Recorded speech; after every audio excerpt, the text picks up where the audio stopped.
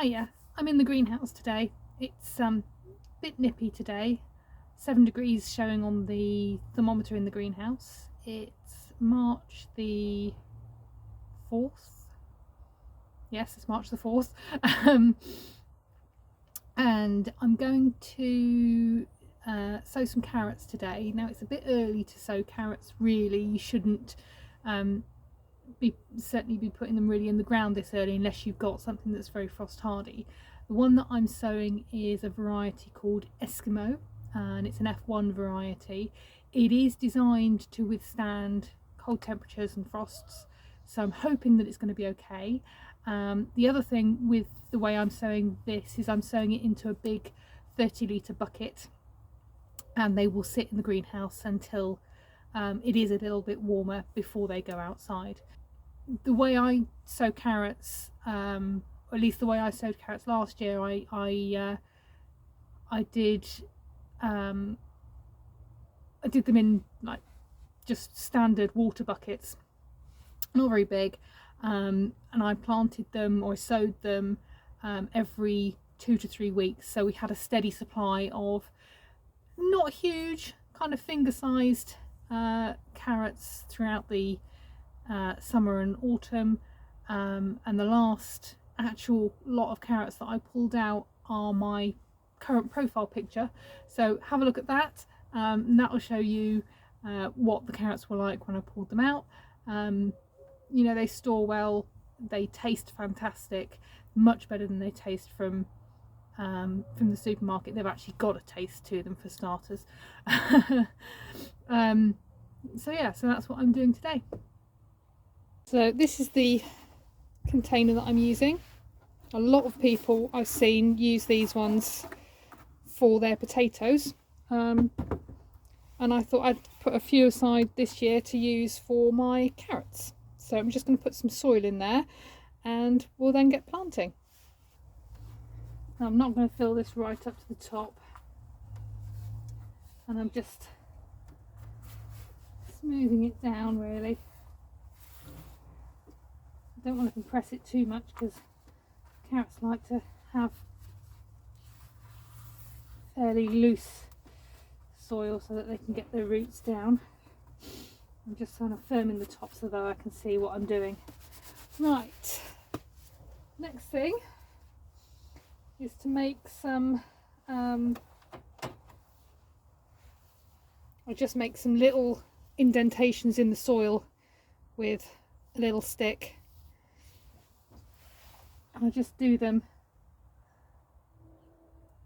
kind of an inch or so apart. That way, although this is time consuming and I'm not just sprinkling the seeds in, I don't actually have to thin the carrots. The only thing I have to then watch out for is if the carrot decides that it's time to go to seed, and those will get pulled. But this reduces vastly the risk of carrot root fly. So these are the seeds that I'm using. They are Eskimo F1. So I'm literally just dropping one seed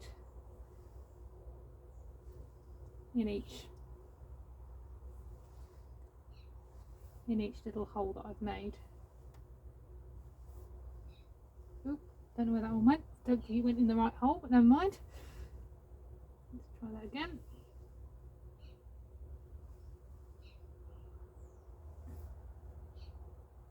I have to try and remember which ones I've done and not lose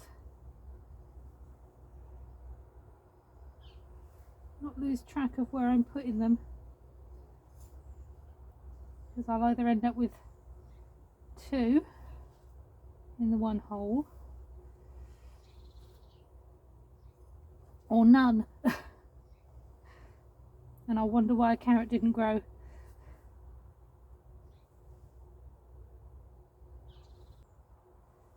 And the reason I'm growing carrots in a bucket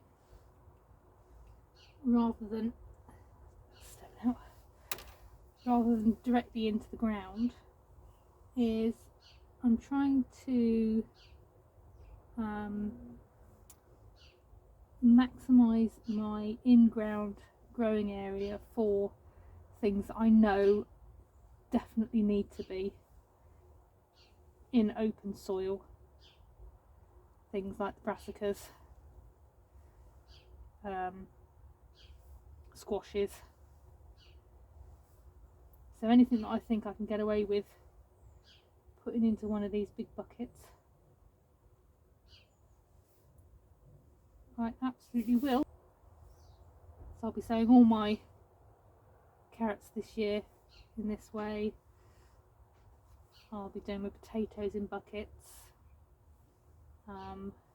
I had thought of doing parsnips in a bucket, but I don't know that that will work, even with the short stumpy ones that I've ordered.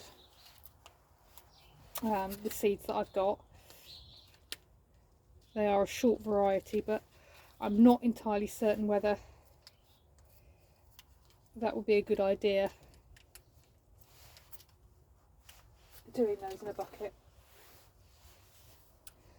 Okay, now those are all sown, I'm just going to gently close up the holes, just make sure that those seeds are in contact with the soil.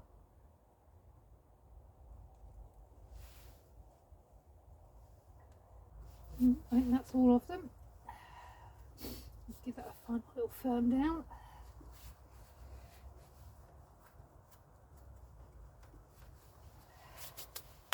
Right. Now that soil was already quite damp, so I won't water them just yet. I'm going to leave them in the greenhouse for, well, basically until the weather gets a little bit warmer, and we'll come back in a couple of weeks and just see if we've got any seedlings coming through, and see how we do. So this is where I'm at with some of my seedlings.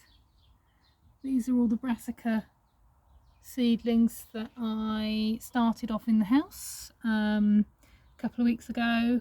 I pricked them out into these reused module trays. These are just trays that I had bedding plants in on previous years, and I've just kept the tray. I pricked them out I think last week and brought them out here. They're absolutely fine in a cold greenhouse.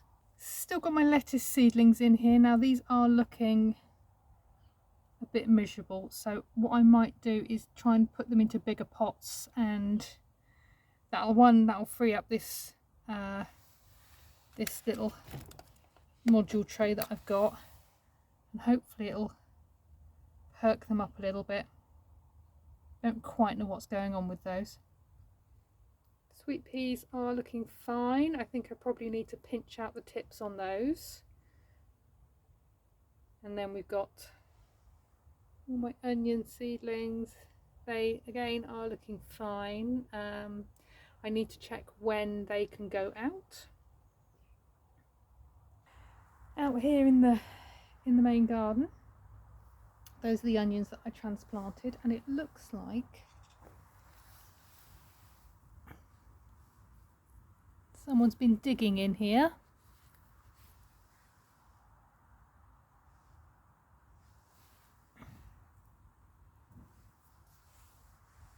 But the onions seem to have taken. They've certainly perked up. So I removed the cover.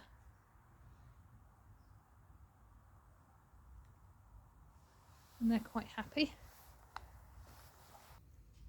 Broad beans, which I've still got under cover at the moment, are also looking really happy. I'm quite excited about those. This is the first time I've grown broad beans this year. And the last thing to look at out here is the peas. And they're all looking pretty good. It's now Friday the 5th of March, and I'm getting on with the job that I've been meaning to do for a few weeks now. I really should have done it last week when the weather was nicer, but here I am, wrapped up nice and warm, gloves on, hat on, in the cold, doing some weeding. There's a lot of grass actually coming through this bed, couch grass, so I'm trying to get out as much as I can those long roots.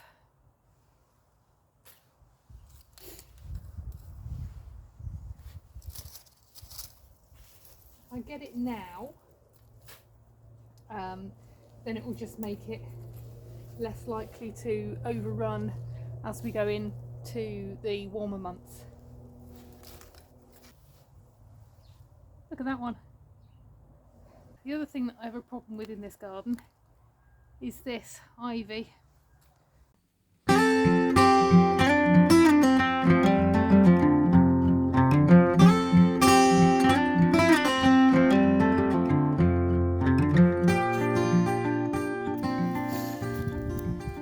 There's a whole load more ivy taken up from the fence coming through from next door.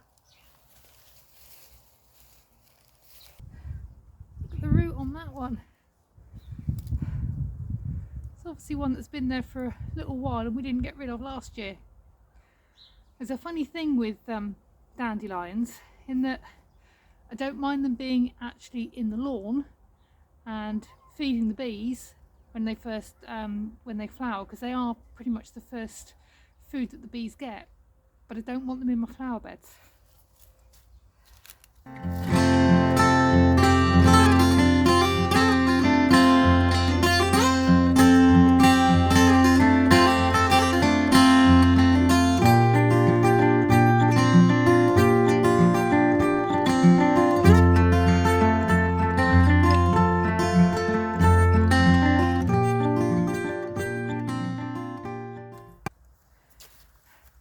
I'm glad to get that out.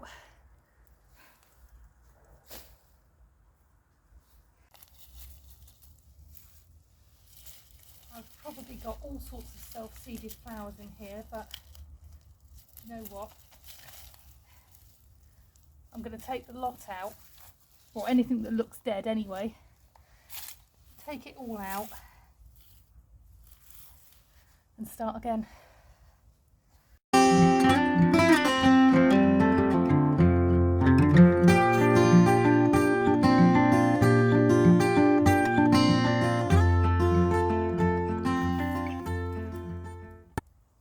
Things I want to keep left in this bed. There's an aqualegia just here which comes up every year. It's beautiful yellow and orange flowers, so we'll just clear away the dead bits around it as much as we can, and we'll keep that in. Obviously got some daffodils and some kind of bluebell, these ones.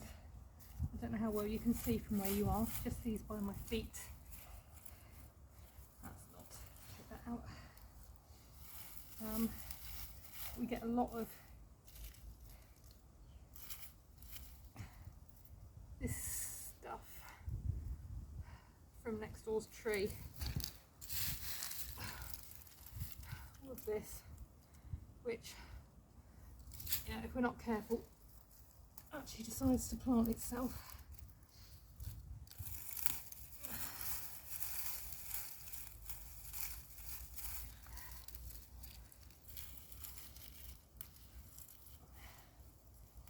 What I might do once I've taken the worst of the weeds out is rake over this and try and get rid of as much of this stuff as I can. This bed has got loads of grass in it, so I'm going to have to do as best I can to get as much of it out without disturbing too much of what I want to leave in. Here we go. Not perfect, but definitely better than it was. And we'll probably remulch these with wood chip and then plant through that with some more bedding plants.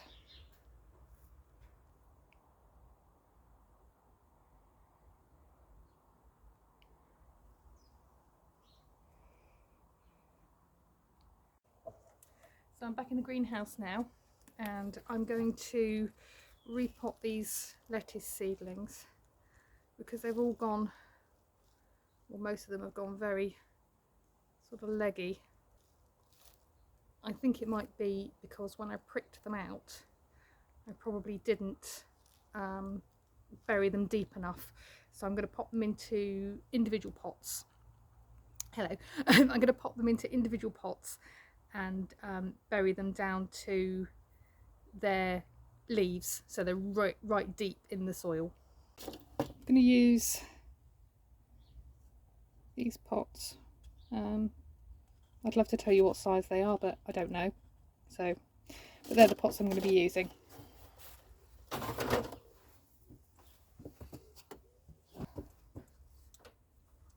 just going to make a little hole in the compost.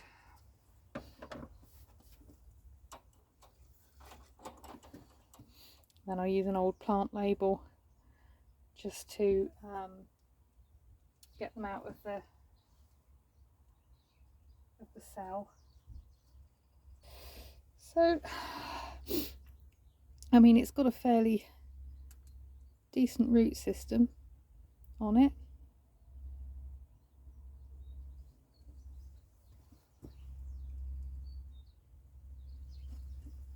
So you can see I've put it in quite deep, and then hopefully that will solve the problem of legginess. Here we are. I've saved 3 of the all year round, which are these ones, and 6 of the variety called Letony.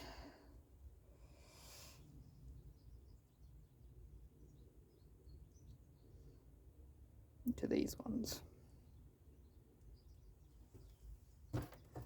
A couple of the seedlings I decided were a bit too far gone, but 9 lettuce for now is going to be plenty for us.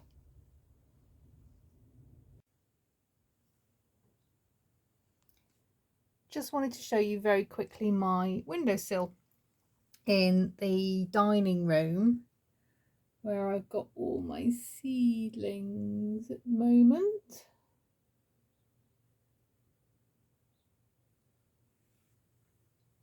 So this morning I added to it, I've got some strawberries that I've put in that little pot there. In this one I've got wild garlic and some borage seeds. I also sowed all of my tomato seeds this morning. This year I'm growing Roma, Koralik, Mascotka, Sakura F1, and oh, you can't read that label, I don't think, Black Cherry. They're all small varieties apart from the Roma, mixture of bush and cordons.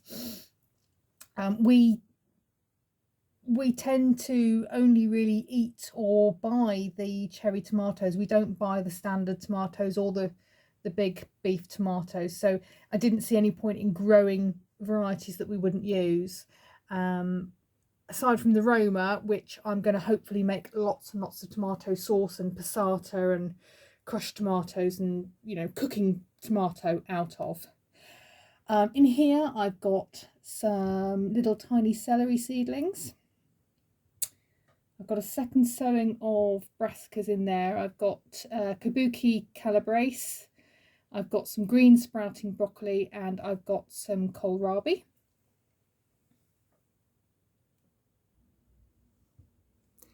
In here I've got, I think it's my aubergines. There's Baby Bell, Black Beauty and Ophelia. And there's also a couple of red, Asti Red, sorry, they're in this one, Asti Red pepper plants, and the 4 in the middle with the blue labels are Apple Crisp, which is a variety of very mild chilli, and they're the only ones of my chilli seeds that have actually done anything and they've actually germinated. I'm not entirely sure why. So this is it's a propagator, it's a windowsill propagator, where I've had the rest of my chilli seeds and not a single one has come up. And I mean they are I did dig down into them, so they're probably all lying on the surface now. I don't know why not a single one of them has germinated, despite being on a heat mat and under this lid to keep the moisture in. So what I've done is I've popped what I had left from the chilli seeds, excuse me, into here, into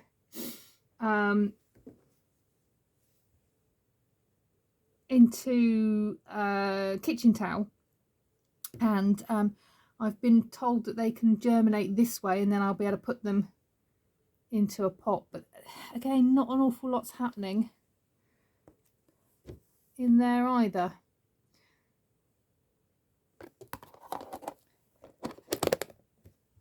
Try and keep them covered, keep the moisture in.